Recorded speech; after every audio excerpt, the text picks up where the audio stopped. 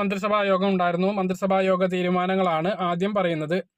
15ാം കേരള നിയമസഭയുടെ 10ാം സമ്മേളനം ജനുവരി 25 മുതൽ വിളിച്ചു ചേർക്കാൻ ഗവർണറോട് ശുപാർശ ചെയ്യാൻ മന്ത്രിസഭാ യോഗം തീരുമാനിച്ചു.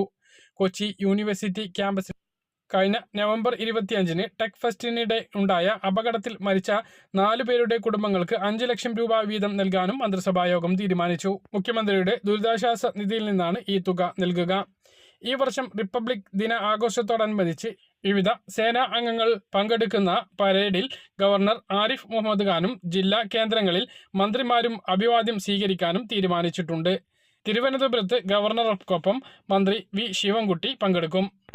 കൊല്ലത്ത് കെ.ബി. ഗണേഷ് കുമാർ, പത്തനംതിട്ടയിൽ വീണ ജോർജ്, ആലപ്പുഴയിൽ പി. പ്രസാദ്, കോട്ടയത്ത് വി.എൻ. വാസവൻ, ഇടുക്കിയിൽ റോഷി അഗസ്റ്റിൻ, എറണാകുളത്ത് കെ. രാജൻ, തൃശൂരിൽ കെ. രാധാകൃഷ്ണൻ, പാലക്കാട് കെ. കൃഷ്ണൻകുട്ടി,